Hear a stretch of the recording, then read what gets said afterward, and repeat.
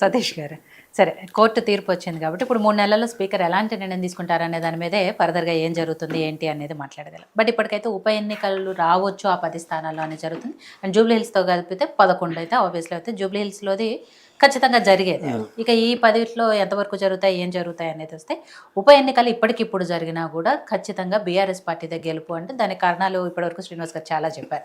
గతంలో వాళ్ళు చేసిన అభివృద్ధి సంక్షేమ పథకాలు, ఇప్పుడు కాంగ్రెస్ పార్టీ ఇచ్చిన గ్యారంటీలు అమలు చేయడంలో విఫలమవటం కానీ, ముఖ్యంగా 6 గ్యారంటీల విషయంలో ఏదైతే అలాగే పరిపాలన పరమైన విషయాలు వీటన్నిటిలో ఫెయిల్ అయింది. కాబట్టి ఆ ఫెయిల్యూర్సే మాకు కలిసి వస్తాయి, డెఫినెట్గా విజయం మాదే అన్న ధీమాలో ఉంది. సో నిజంగా ఉప ఎన్నికలు అనివార్యమైతే కాంగ్రెస్ పార్టీ పరిస్థితి ఏంటి, ఎలా ముందుకెళ్తుంది? డంక బజాయించి గెలుస్తాం. వాళ్ళు తప్పు చెప్పడంలో చాలా సిద్ధవస్తున్నారు. రంకు నేర్చినామో బొంకు చేయడం రాదా అన్నట్టుగా వాళ్ళు వాస్తవానికి ఇది ఈ రాష్ట్రం మిగులు బడ్జెట్తో ఏర్పడ్డ రాష్ట్రం. 16,000 కోట్ల రూపాయల మిగులు బడ్జెట్తోన కేసీఆర్ జేబులో 16,000 కోట్లు పెట్టి రాష్ట్రాన్ని అప్పచెప్తే 8 లక్షల కోట్ల రూపాయలు అప్పు చేసి పెట్టింది. ఇప్పుడు బచ్చు శ్రీనివాస్ గారు మాట్లాడుతూ చాలా బ్రహ్మాండంగా మాటగారి కనుక బాగా మాట్లాడతాడు. ఎందుకంటే ఇప్పుడు వాళ్ళ నాయకులను మనం చూస్తుంటే బాగా విచిత్రం అనిపిస్తుంది. ఎందుకంటే మేము కూడా అందులో ఉన్నోళ్ళమే, అందులో నుంచి వచ్చిన వాళ్ళమే. అయితే బరకసీరలో ఎక్కడిదిరా బాబా అని చెప్పేసి అయితే కాంగ్రెస్ పాపమే అంటారు. అసలు తెలంగాణ రాష్ట్రాన్ని సపోర్ట్ చేయని జగన్ను ఇంటికి పిలిచి ఆయన ముఖ్యమంత్రిగా అయితే పోయి ప్రధాన స్పీకరానికి పోయి ఇప్పుడు కూలిపోయిన ఈ కాళేశ్వరాన్ని ఓపెనింగ్ పిలిపించి అన్నీ చేసి కృష్ణానదిలో ఉన్న నీలకుంటను రాయలసీమకి ఎత్తించి గోదావరి నీళ్ళతో నింపుకుందామా అని చెప్పేసి అని చేసిన సంఘటనలు ఎన్నో ఉన్నాయి. కాకపోతే ఏంటంటే వీళ్ళు ఎంతైతే అభివృద్ధి చేస్తున్నామని చెప్తుంటారో ఇప్పుడు ప్రజెంట్ కూడా వాళ్ళ నాలుక తడబడకుండా మాట్లాడుతుంటారు. అంత సిద్ధహస్తులు బీఆర్ఎస్. వాస్తవానికి కాంగ్రెస్ పార్టీ చాలా ఎంతో చేస్తుంది, కానీ అది చెప్పుకోవడంలో వీళ్ళంతా టక్కుటమర గజకర్ణ గోకర్ణ విద్యలు తెచ్చిన వాళ్ళు లేరు ఇందులో ఎవరు. వాస్తవానికి దీంట్లో ఎట్లుంటుందంటే ఎవరు వాళ్ళు బ్రహ్మాండంగా చేసుకుంటూ పోతుంటారు. ప్రజలు ఇప్పుడిప్పుడే సోయిలోకి వస్తున్నారు. వాస్తవానికి నిజానికి నేను అడుగుతున్నాను బీఆర్ఎస్ వాళ్ళను, మీరు 10,000 ఇచ్చిరబ్బా రైతు బంధు ఒప్పుకుంటాం, ఇప్పుడు అధికారంలోకి వస్తే ఎంత ఇస్తారు? మేమైతే 2,000 ఎక్కువ ఇచ్చినాం, 15,000 చెప్పినాం, 2,000 ఎక్కువ ఇచ్చినాం. మీరు అదే 10 ఇస్తారా, లేకపోతే 13 ఇస్తారా, లేకపోతే 14 ఇస్తారా, 15 ఇస్తారా? ఆ పార్టీకి సంబంధించుకున్న వ్యవహారం. ఇంకోటి వాళ్ళు ప్రవేశపెట్టిన సంక్షేమ పథకాలను ఏవి కూడా ఆపలేదు. వాస్తవానికి వాళ్ళు చేసిన అప్పులకు ఆగమాగం అవుతుంది. నిజానికి ఈ ప్రస్తుతము కాంగ్రెస్ గవర్నమెంట్ రాకుండా ఒకవేళ బీఆర్ఎస్ గవర్నమెంటే వచ్చిన వాళ్ళ పరిస్థితి ఇంతకన్నా అధ్వానంగా ఉండేది. వాళ్ళు ఊరికే పొట్ట కట్టుకుని నోటు కట్టుకొని చేసినాం అంటే నిజానికి చెప్తున్నా, పొట్ట కొట్టింది రైతులది. వాళ్ళు పొట్ట కట్టుకోలేదు, రైతుల పొట్ట కొట్టిర్రు. ఏ మేడం, వాళ్ళు రైతుల పేద ప్రజల నోటికాడి కూడును గుంజేసుకుని మొన్న ఏదో మాట్లాడుతూ అసలు కేటీఆర్ ఎంత మాట్లాడుతుంటాడు అంటే మైకులు వలిగేటట్టు, రేషన్ కార్డులు ఇచ్చినామాయా అని చెప్పేసి అంటే అరే పాలన పరంగా ఇచ్చేది, మళ్ళీ ఆ పాలనలో నీవు ఇన్ని సంవత్సరాలు ఉంటాయి, మరి నీకేమైనా నీ పెన్ను కదలేకపోయాను, లేకపోతే నీ కంప్యూటర్ పని చేయకపోయాను రేషన్ కార్డు చేయడానికి? అవునా కాదు? అంటే ఏదైనా కూడా కొత్తగా వాళ్ళు ఇచ్చింది ఏం లేదు మేడం. ఉన్నదాన్ని అంతా గందరగోళం చేయడం, గాయ చేయడం, ప్రజలంతా మర్చిపోయేటట్టు చేయడం. ఇప్పుడు కూడా నేను ఇప్పుడు వాళ్ళు మాట్లాడుతున్న దాంట్లో మేము ఎక్కడ కూడా విస్మరించలేదు. ఒక 2,500 విషయానికి వస్తే అది కూడా ఇస్తాం. ఇప్పుడు కూలీలకు 12,000 రూపాయలు అన్న దాంట్లో ఆల్రెడీగా ఈ కరువు పని చేస్తున్న వ్యక్తులు ఎవరైతే ఉంటారో వాటి కార్డ్స్ని తీసుకొని అవి ఆల్రెడీగా అది నడుస్తూనే ఉంది.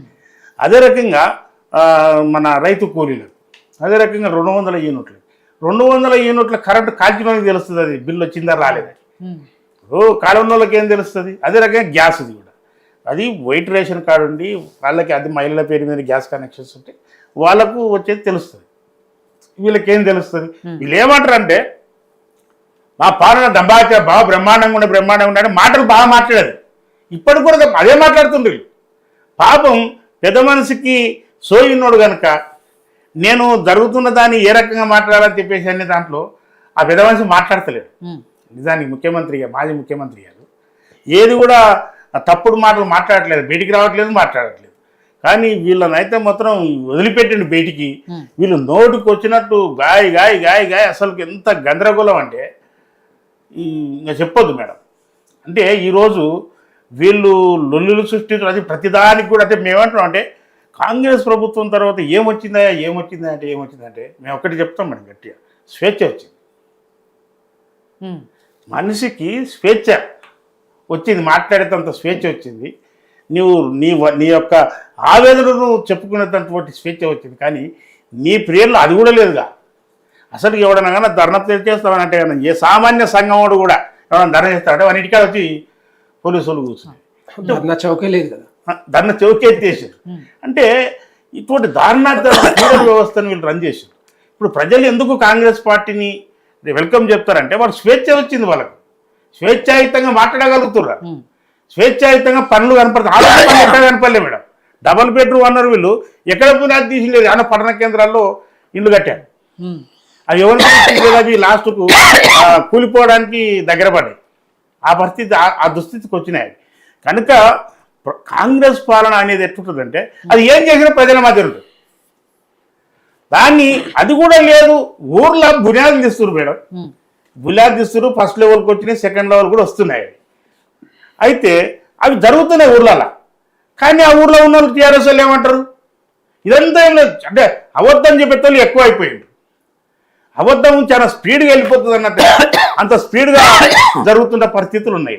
కనుక ప్రజలందరూ కూడా గమనిస్తున్నారు మేడం.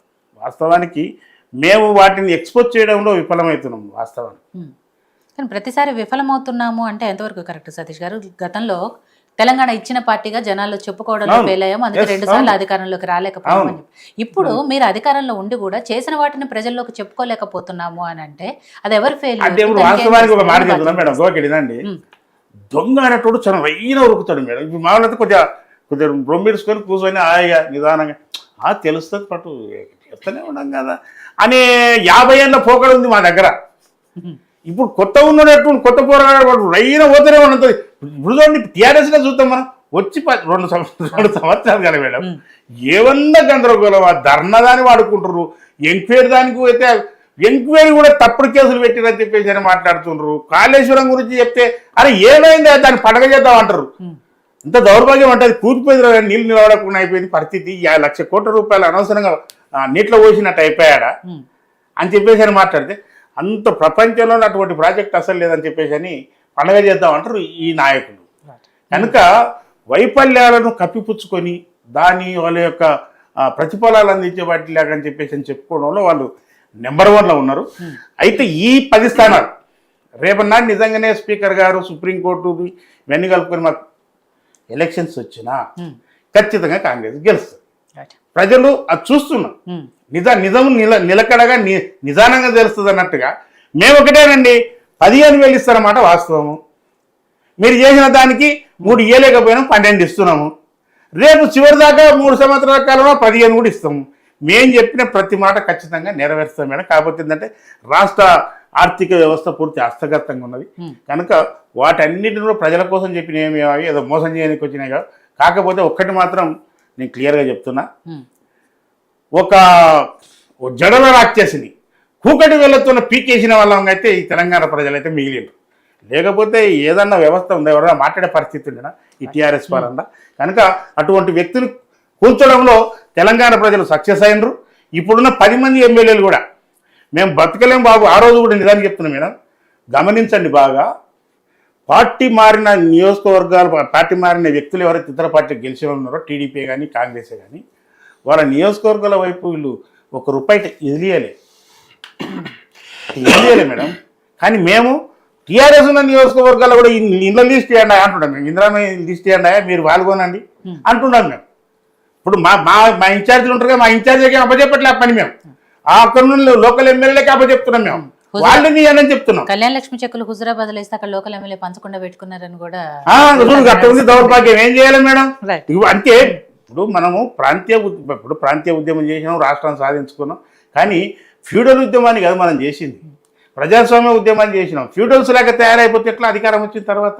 అట్లనే అహంకారంతోనే వాళ్ళు చేశారు. మాకు అటువంటి అహంకారం లేదు. వాళ్ళ నియోజకవర్గాలు కూడా తెలంగాణనే ఉన్నాయి. ఆ నియోజకవర్గాల్లో జీవిస్తున్నది కూడా తెలంగాణ ప్రజలే. వాళ్ళ అన్ని నియోజకవర్గాల్లో ఎట్లా అభివృద్ధి జరుగుతుందో వాళ్ళు గెలిచిన నియోజకవర్గాల్లో కూడా అదే అభివృద్ధి జరుగుతుంది. ఇప్పుడు గజ్వేల్లో కూడా పెడితే గజ్వేల్లో ఈ ఎమ్మెల్యే వాళ్ళు రేషన్ కార్డ్స్ ఎన్నికే పోవాలి కదా మేడం, ఇంత దరిద్రం ఉంటుందా మరి? కనుకనే అది మమ్మల్ని గెలిపిస్తుంది మా నిజాయితీ. వెంకటరెడ్డి గారు, నిజంగా 10 మంది ఎమ్మెల్యేల మీద స్పీకర్ ఏదైనా నిర్ణయం తీసుకొని అనర్హత వేటు వేస్తే ఉప ఎన్నికలు వచ్చిన పరిస్థితుల్లో బీఆర్ఎస్ వాళ్ళు చెప్తున్నారు, గతంలో 9.5 ఏళ్ల అధికారంలో ఉన్నాము, మేమేం చేసామో జనాలకు తెలుసు, ఇప్పుడు కాంగ్రెస్ పార్టీ ఫెయిల్ అయిన విషయం కూడా జనాలకు తెలుసు కాబట్టి మాదే గెలుపు అంటున్నారు. కాంగ్రెస్ పార్టీ 1.5 సంవత్సరాల కాలంలో చేయాల్సిన దానికంటే ఎక్కువే చేస్తాము, ఇంకా చేస్తాము, ఇచ్చిన హామీలన్నీ నిలబెట్టుకుంటాం కాబట్టి గెలుపు మాదే అంటారు. ఆల్రెడీ అధికారంలో ఉన్న పార్టీ, ఇప్పుడు ప్రస్తుతం అధికారంలో ఉన్న పార్టీ. ఈ రెండింటిని కాదని బీజేపీకి ఎలా ఓటేస్తారు, ప్రజలు ఏమనుకుంటున్నారు, అసలు బీజేపీ పరిస్థితి ఏంటి ఈ ఉప ఎన్నికలు వస్తే? డెఫినెట్గా, ఎందుకంటే ఇప్పుడు 9.5 సంవత్సరాలు బీఆర్ఎస్ పాలన చూశారు. కేసీఆర్ పాలనలో ఆ పాలనంతా కూడా గాయ గత్తర పాలన అందరు తెలుసు, ఆయనే చెప్పుకుంటాడు. కానీ అదే జరిగింది చెప్పాలంటే, గాయ కావద్దు గత్తర కావద్దు అంటే అదే జరిగింది చెప్పాలంటే 9.5 సంవత్సరాలు. ఆయన ఏం చేసిరని మొత్తం టోటల్గా పాలన అంతా కూడా భ్రష్టు పట్టించిపోయారు. 1,00,000 కోట్ల